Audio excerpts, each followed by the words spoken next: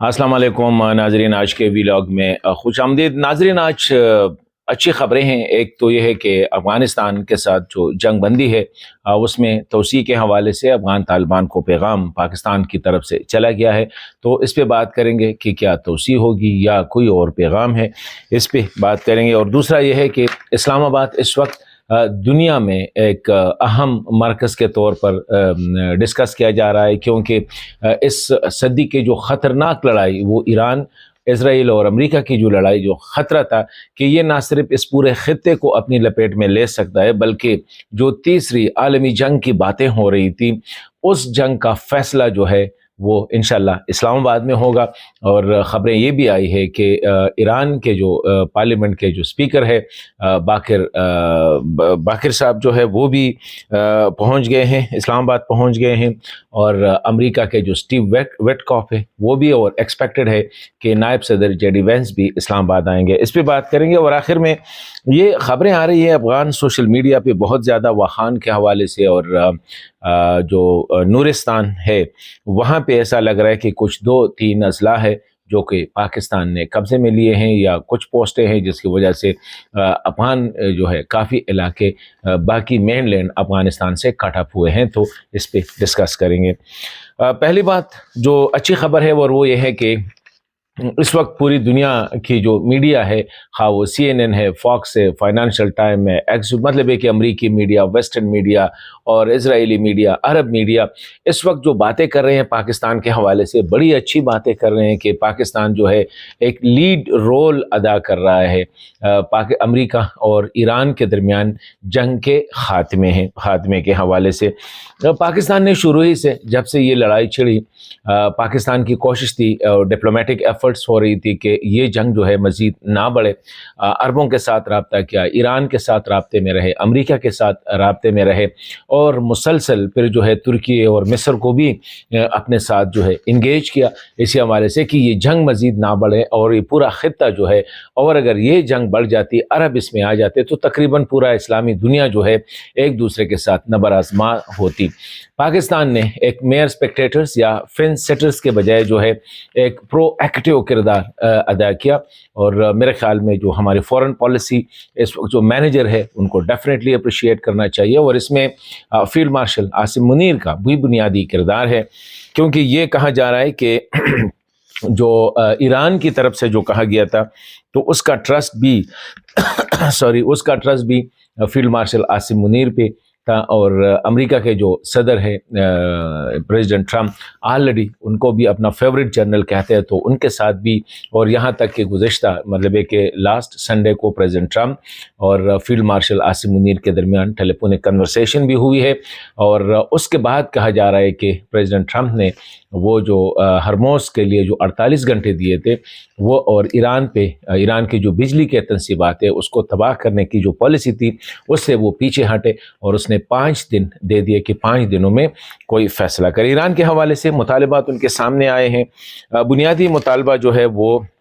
है कि Iran nuclear bomb जो है वो बनाने से बिल्कुल गुरेज करेगा, ये गारंटी देगा। दूसरा उनकी तरफ से ये है कि मिसाइल टेक्नोलॉजी जो है ये 5 साल या 10 साल के लिए इस पर पाबंदी होगी, ये गारंटी देगा कि ये नहीं बनाएगा। और इसी तरह स्ट्रेट ऑफ हरमोस जो है उसको ना सिर्फ खोलेगा, बल्कि इसकी जो मैनेजमेंट है स्ट्रेट ऑफ हरमोस की वो इंटरनेशनल बॉडी के हवाले करेगा, एक मुश्तरका उसकी मैनेजमेंट करेंगे। और साथ ही मिडल ईस्ट में जो नॉन स्टेट एक्टर्स है, हिजबुल्लाह, हमास वगैरह, इनकी हिमायत से वो हाथ खींचेगा। ईरान की तरफ से भी मुतालबात है। पहले ये है कि आइंदा के लिए इंश्योर किया जाए कि ईरान पे हमला नहीं होगा, ईरान के जितने नुकसानात हुए हैं उनका अजाला किया जाएगा। और इस किस्म की ये मेजर जो है अभी तक ईरान की तरफ से यही आए हैं। तो ये इसी हवाले से पाकिस्तान की तरफ से जो अभी तक बातचीत में इंगेज है वो ISI के जो चीफ है लेफ्टिनेंट जनरल आसिम मलिक साहब, और नेशनल सिक्योरिटी एडवाइज़र भी है पाकिस्तान के, वो डिस्कस कर रहे हैं। साथ ही जो है जिस तरह मैंने कहा कि इतवार को जनरल आसिम मुनीर की बातचीत हुई फील्ड मार्शल उसकी प्रेसिडेंट ट्रम्प के साथ, پھر منڈے کو جو ہے یعنی پیر کے روز پرائم منسٹر کی بات ہوئی مسعود پزشکیان صاحب سے جو کہ ایران کے صدر ہے، اور اسی ہی دن پھر اسحاق ڈار صاحب کی بات ہوئی عراق کے ترکیہ کے وزیر خارجہ اور مصر کے وزیر خارجہ سے بات ہوئی، پھر ان سب کی بات ہوئی ایران کے وزیر خارجہ عباس عراقچی کے ساتھ بات چیت ہوئی۔ مطلب یہ ہے کہ پورے ایکٹیو رہے، اور ساتھ ہی اسحاق ڈار صاحب اور ان کی بات چیت ہوتی رہی اسٹیو ویٹکاف سے جو کہ مڈل ایسٹ کے لیے پریزیڈنٹ ٹرمپ کے نمائندے ہیں۔ تو یہ پورا سلسلہ جو ہے چلتا رہا۔ کل پرسوں یہ خبر بریک ہوئی کہ اور انٹرنیشنل میڈیا میں فائنانشیل ٹائمز جو بڑا ریسپیکٹڈ جریدہ ہے اس میں کہ ہو سکتا ہے کہ اسی ہفتے یہ رواں ہفتہ جو ہے اسلام آباد میں ایران اور امریکی آفیشلز کے درمیان بھی ملاقات ہوگی، اور ہو سکتا ہے کہ باقاعدہ جنگ بندی کا اعلان بھی کیا جائے گا۔ تو ایک بہت بڑی پیش رفت ہوگی، اور میرے خیال میں پاکستان کے لیے، کیونکہ بہت سے لوگ یہ خواب دیکھ رہے تھے کہ ایک تو پاکستان آئسولیٹ ہو چکا ہے انٹرنیشنلی، اور دوسرا ان کا خیال یہ تھا کہ اس جنگ سے پاکستان بچ نہیں سکتا۔ پاکستان کوشش کر رہا تھا کہ جنگ آگے نہ بڑھے، ہمارے اپنے لوگ کوشش کر رہے تھے کہ فرقہ کے بنیاد پہ یا سیکٹرین کی بنیاد پہ جو ہے پاکستان کو جنگ میں دھکیلنے کی کوشش کر رہا تھا۔ کوئی کہہ رہا تھا کہ پاکستان سعودی عرب کا ساتھ دے، سعودی عرب کے ساتھ جو معاہدہ کیا ہے اور یہ پاکستان کی رسپانسبلٹی ہے۔ کوئی کہتا ہے کہ ایران کا ساتھ دے کیونکہ ایران پڑوسی ملک ہے اور ان پہ امریکہ اور اسرائیل نے حملہ کیا ہے۔ پاکستان کا موقف یہ تھا، اور یہ زبردست کہ خاموشی کے ساتھ ڈپلومیسی سفارتکاری کرتے رہے، اور آج ہمیں پتہ چلا کہ نہ صرف یہ ہے کہ پاکستان کی کوششوں سے یہ خطہ جو ہے یہ مزید جنگ سے جو ہے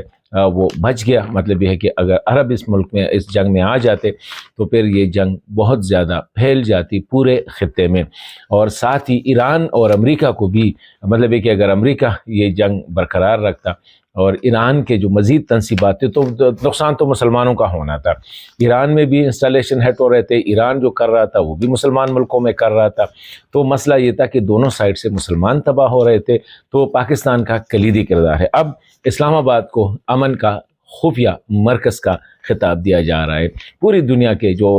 انٹرنیشنل میڈیا ہے وہ فوکس کر رہے ہیں اور پاکستان کی جو کردار ہے اس کی تعریف کر رہے ہیں، اگرچہ اور بات ہے کہ ہمارے اپنے کچھ جو ہے اس کو ابھی تک ماننے سے انکار کر رہے ہیں۔ اب آتے ہیں جی افغانستان کے ساتھ سیز فائر جو ہوا تھا عید کے دنوں کے لیے، سعودی عرب، قطر اور ترکیے کے اس پہ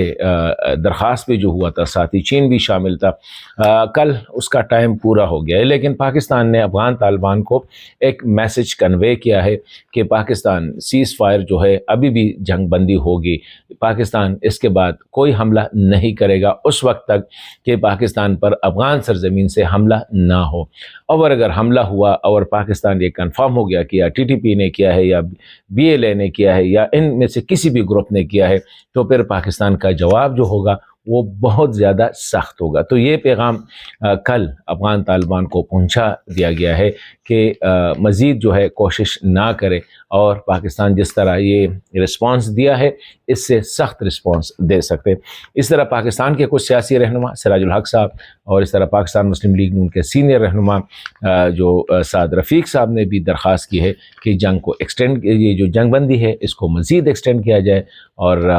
کوشش کی جائے کہ بات چیت سے مسئلہ حل ہو، اور پاکستان کے کنسرن جو ہے یا پاکستان کے جو خدشات ہے جو افغانستان کے بارے میں، طالبان کو چاہیے کہ اس کو ایڈریس کرے۔ ایک اور اچھی ڈیولپمنٹ وہ یہ ہو گئی کہ امریکہ کا جو ایک یرغمالی تھا اس کو چھوڑ دیا، ڈینس کول، اس کو آج چھوڑ دیا گیا ہے اور زلمے خلیل زاد کے حوالے کیا ہے۔ آلریڈی افغان طالبان پر بہت زیادہ دباؤ بھی تھا،